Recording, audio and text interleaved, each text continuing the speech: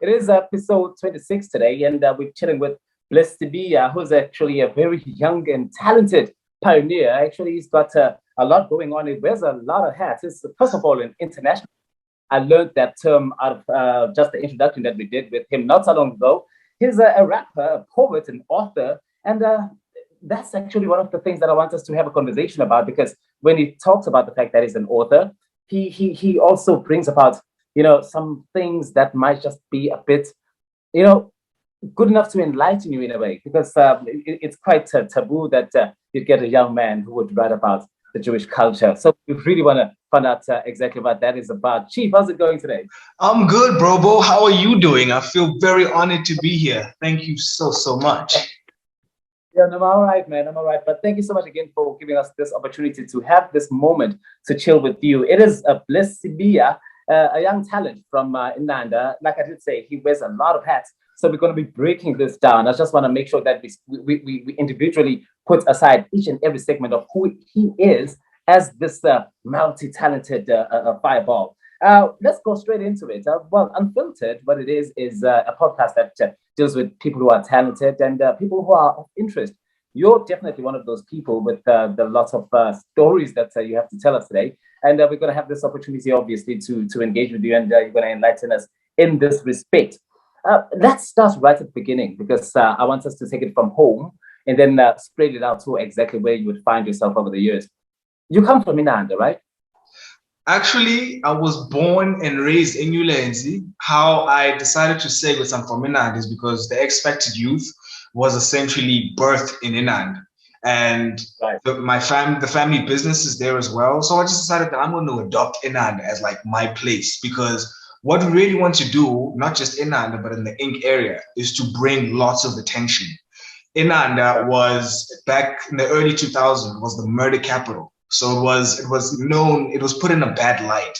So I feel that I'm merely just a vessel to ensure that the narrative changes in Inanda because it's a beautiful place. It's birth of the ANC, John Dube was from there. And there's a lot of political heritage as well as religious heritage that comes from Inand. So I'm just trying to shed light. So wherever I go, even if I'm in Europe or in America, I'm always trying to ensure that my home is Inand. Everyone must know about Inand. And you probably tell the story because you even engage in these youth development programs. I know that if we look at Expected Youth on its own, maybe you're going to have to just give us more light into what it is. I know that you run some programs where you do mountain hiking, you do these tours, and all kinds of fun stuff that is demanding to the body as well. What is that Expected does really? What is it that you do? So Expected Youth is a nonprofit organization. It is also a movement that it seeks to inspire the youth to be extraordinary people. If you remember in maths or maths lit in algebra, the teacher would ask you to solve X. So we ask you as a young person, what is your X? What is your value within society? And what are the variables that make you become who you are? So for example, your family, your community that you come from, what is your value and what is your contribution towards society? So we decided to break down the X into 5 pillars. The X stands for extraordinary, exceptional, exceeding expectations, to be experts, and to just be excellent people within society. So we played around with the X, but essentially it's asking you the question of what contribution do you make in society? What is your value? What is your unique selling point? Excellent. And the formation of it, I'm just wondering now, who would come out of it? Because, or at least be the ones that came up with the idea. Because I know that you play a very pivotal role. That's exactly what you do. Because I've seen some of the stuff that you put out. I mean, the canoeing. The interest is just so bizarre. You'd say. What would drive you to want to engage in such activities? And who are the people that are involved in formulating it? The formulation of Expected Youth, funny enough, was started by my father. Yeah, and he came from KwaZulu Natal, and what he spotted is that through what he was able to accomplish in his lifetime, he wanted to ensure that people within the Ink area, Ntuzuma, Nanda, Kwamashu, are able to have something like that.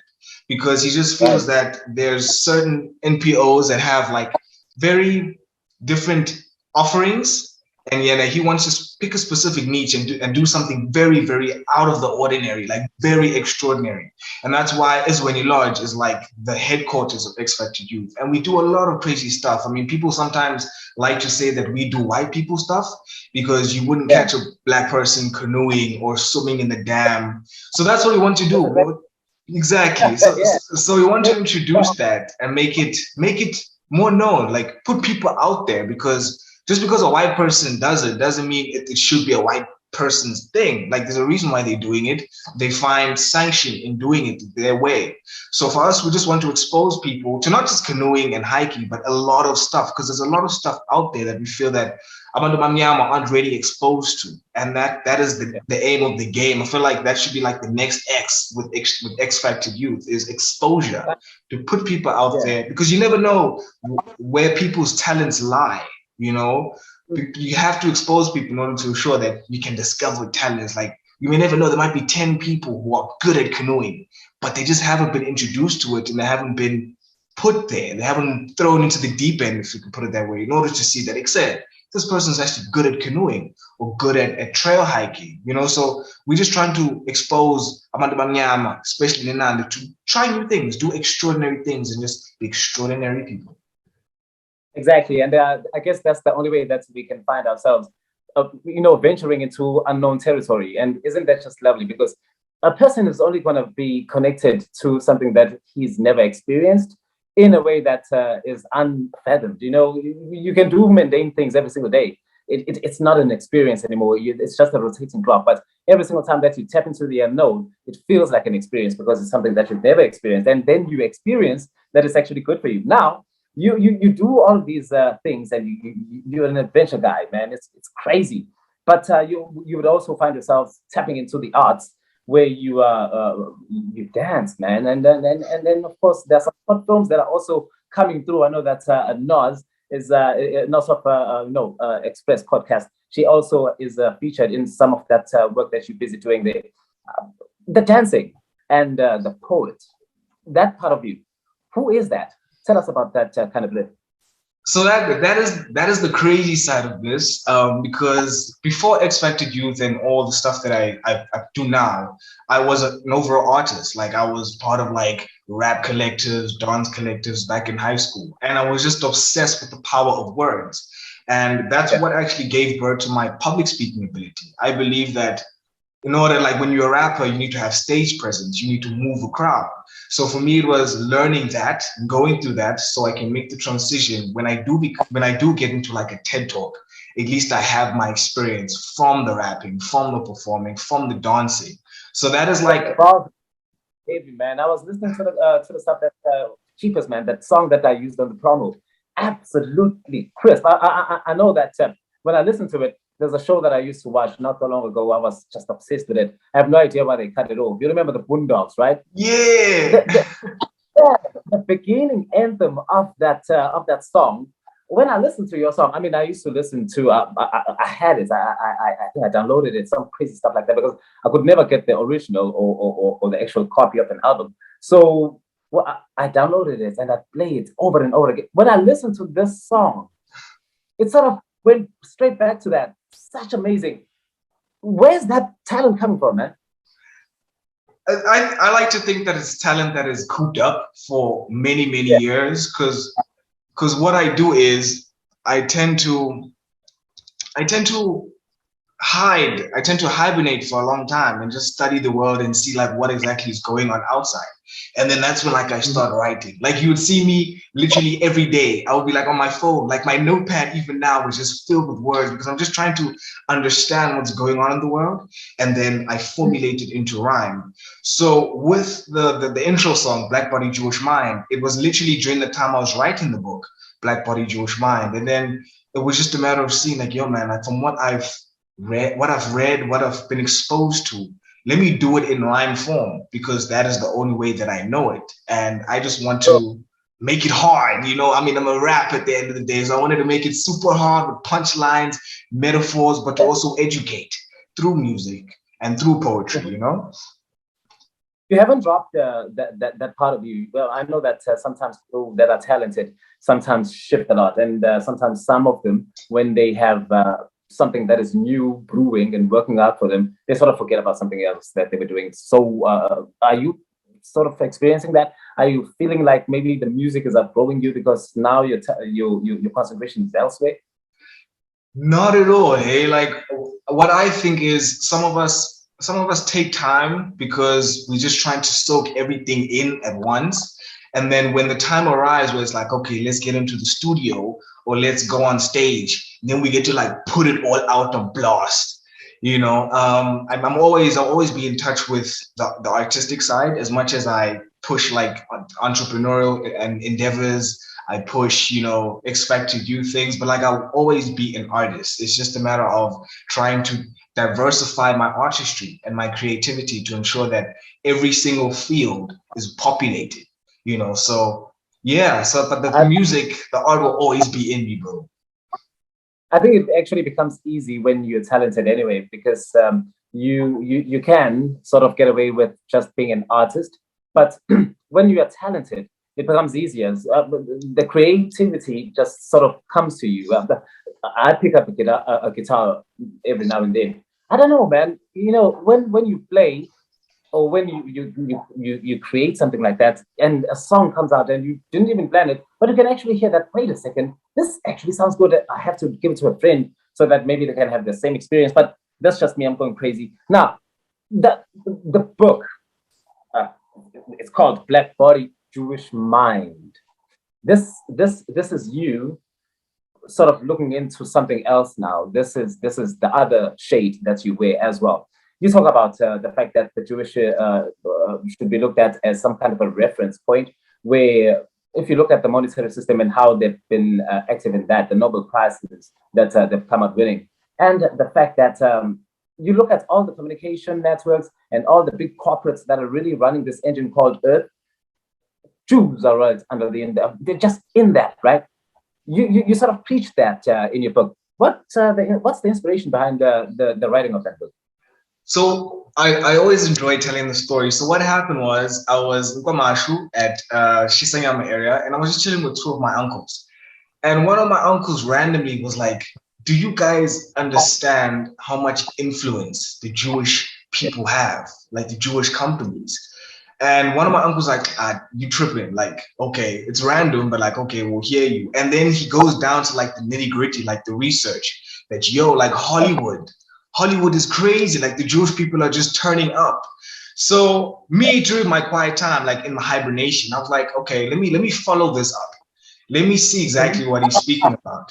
And then you tend to see certain businesses, like I'll give you a case study, BET, Black Entertainment Television. They're always pushing, promote Black, promote Black business, Black Lives Matter. But if you really get to see who gives them the budget, it is Viacom, the same organization, the same company that owns MTV. But there's another company on top of that called National Amusement.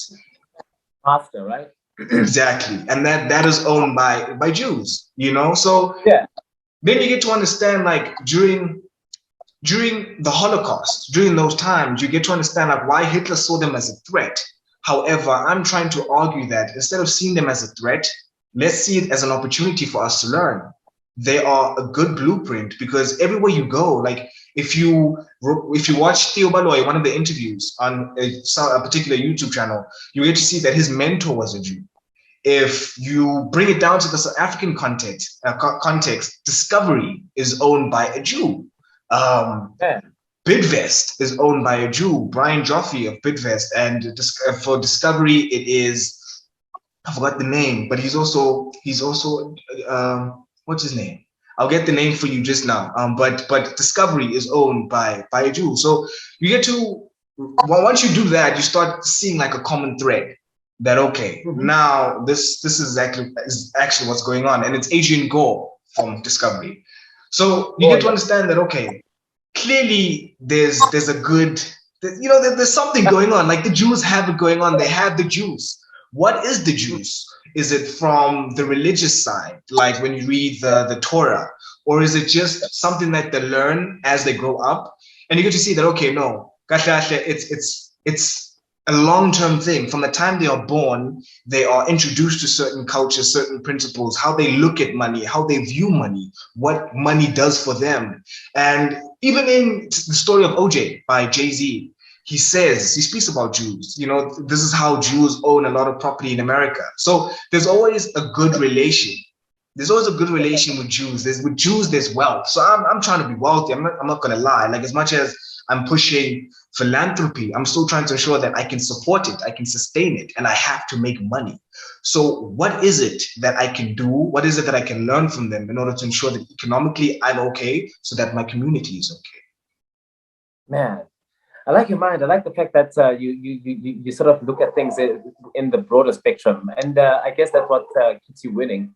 Um, you also sort of involved in this exchange program where you would find yourself in Germany.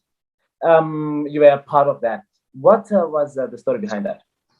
So I was blessed with the opportunity to volunteer in the year of 2019, 2020 to go do something completely offside. Like, I was volunteering at a kindergarten. I was working at a kindergarten just to speak English. Like, I was there to ensure that I expose the kids to the English language. So that is why I say that I try anything and everything, because I believe that you learn certain things on your way. Like, I never knew that I had a thing for kids. Like, I had a way to interact with kids. I never knew that. And I had to be in a particular space in order to expose that side of who I am. So I worked there, and during my times as a volunteer, I was able to travel, I was able to network, and I was able to learn the German language. In Germany, like they want you to learn their language. You know, it's part of being integrated. And the German government is always about integration. So for me, it was just ensuring that when I'm there, I'm able to speak the German language and I'm able to be one with the Romans. Why? Because Germany is a first world nation, and we have first world perspectives. So for me, I'm spying, I'm doing societal research so that I know that when I come back, there's another blueprint, something else that I can write about. And Berlin was just the dope case study. Like, it was a perfect case study for me to take advantage of. And the more you learn the language, the more you get to speak to the right people. And the more you get to speak to the right people, the more information you get. So maybe the next 2-3 years, there'll be like another book specifically on my travels and my discoveries in Germany. You may never know. I want to know, though, just going right into the experience of being in Germany itself, I'm just wondering, it's a third world country, South Africa, you know that. Now, Germany would be the first world country. The contrast, I've never been to Germany, and I'd really love to understand how life is when you're there. The contrast between the two must be vast, but the things that you can definitely point out, like, they don't have that. They definitely have that, and you guys don't have it. Yo, like, I always have this discussion with like the other volunteers. Like, what we tend to take for granted is land. Like, the land thing is it's a serious thing. Like, everything is so compact, and they charge a lot of money per square meter. Tina, where we staying right now, like where you staying, where I'm staying, it is proper. You know, the houses are very close knit and they're expensive. And if you actually want like a full standing house, a standalone house, we have to cough up a lot of euros. So that is why you find that there's a lot of Europeans that go to Cape Town because of the space, and they just bring their euros, convert it into rands, and they buy property because they see that, okay, this land thing, it is deep, man. It is deep. So you get to see that, and that's a picture that they don't put out there. Because when we go there, when you have the thought of Germany, like, oh, this place is, you know, it's wonderful and whatnot. But if you really think about it, Tina, we are privileged to have large amounts of land, you know, untouched soil that we can convert to fit our needs. And it's relatively cheap compared to the European standard. Now, places that you might have visited, I know that it must be a lot, but notable ones, the Eiffel Tower, definitely. For me, funny enough, I always go to like the places that are low key. So as much as like there's Paris, there's Munich, like those places were nice, but there's particular places such as Lüneburg and Lübeck, which are not mainstream. And those ones are the ones that I go to because I get to have like even deeper, like a deeper understanding because of the fact that it's completely left. And there's a lot of beautiful things in Lübeck, and there's this, it's just a marvelous place. Like, it's beautiful. It is so beautiful. And Yeah. also to be away from technology. You know, there it's Yeah. authentically history stuff. If you go to Munich, Munich is technology. Berlin is technology, like the startups, all of the stuff they're there. But I just like, I like more natural stuff, you know, more like Yes. ancient, you know, back in the day, OG type of things, you know. But yeah, Paris is a beautiful place. It's the fashion capital, and trust me, it's an amazing place. Would I, yeah, would I have like a hoo-ha about it? Not really, because of the person that I am. But for another Yeah. person, be like, whoa, Paris, Champs-Élysées. It's nice to Yeah. experience, but you get to realize that, okay, this really is not for me. I'm this person. Home is, home is definitely the way it is. Now, you'd probably think some of the stuff that you would gain from these travels, coming back home, being the kind of person who's inspired as you are, and with the programs that you also engaged in and run. What would be the things that you would say are paramount and that you would be in a position to instill in the youth of that, which is definitely something that you're already involved in? What have you brought back and been like, I'm going to actively, because referencing from what dad did, I don't think there would be much of a difference, and apple doesn't fall far, you know? Now, what is it that you brought in after that huge experience? Because that is quite an experience you had. For me, what I've brought in and continue to bring in is this desire to be multilingual. Mm. I took the thing of being, knowing one language or two languages for granted, because if you know another language, you essentially know another culture. And That's right. it also took me doing an internship at the Goethe Institute to realize that language is culture. So I wish to inspire people, especially within the X Factor youth and people in general, that don't be afraid to learn a different language. Pick any Mhm. language. Obviously, if it has economic value, go for it. For me, I was privileged to be exposed to the German language, and it just made sense for me to keep learning and expanding on my German knowledge and my German command.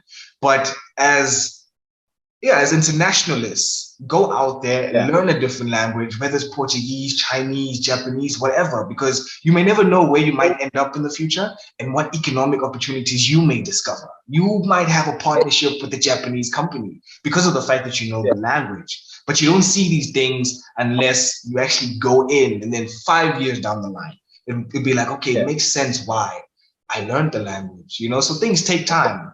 That's another thing. It takes time, but just go out there, experience, Yeah.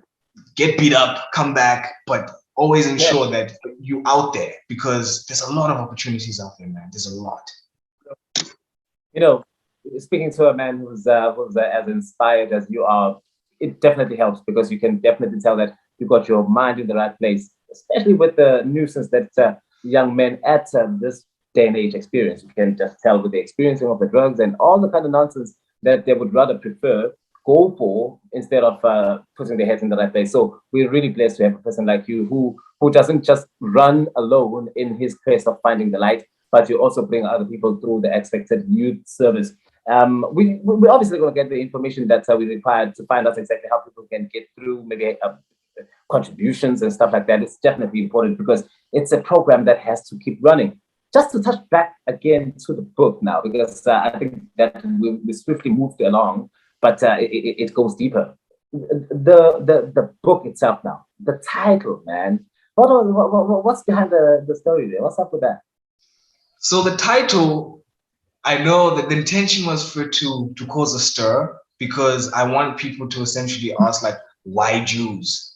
So that my counter could be like, why not?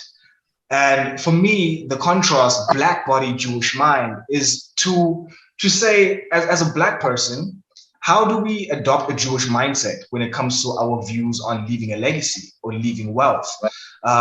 For example, with Jews, if let's say I'm the first generation Jew and I'm wealthy, I want to leave money, trust fund, you know, for my kids. I don't leave Right. a trust fund or contribution to my son. I would instead save money for my grandson and then my son has responsibility of leaving money for my great grandson. So that is the second generational gap wealth that they view. And I looking at that, you're like, it actually makes sense because you're providing for your kid's kid, and then your kid is providing for his kid's kid. So to ensure that, exactly. So to ensure that there's a lifeline of wealth and that your family does not go poor, it makes sense that I save up for your child's child or for the child's child, and to keep that wealth going. So it's those type of practices. I'm like, yo, if Black people could actually think that way, then our kids will be able to sustain themselves.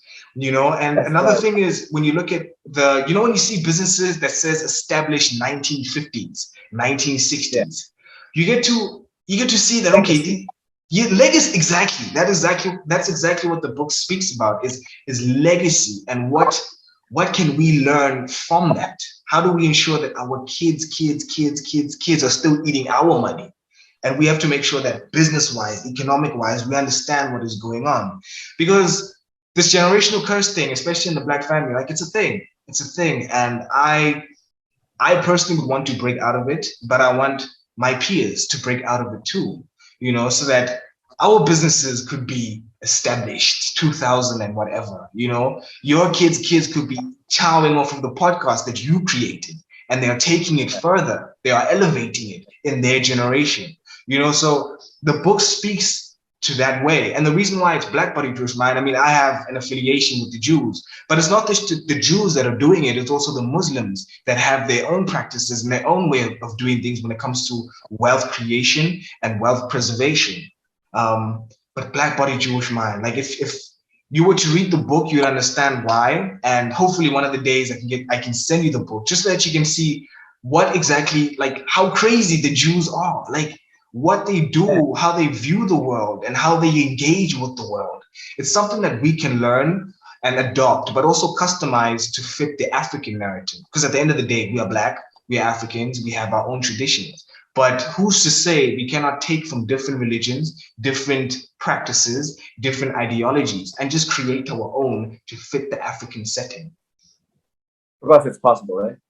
It is definitely possible.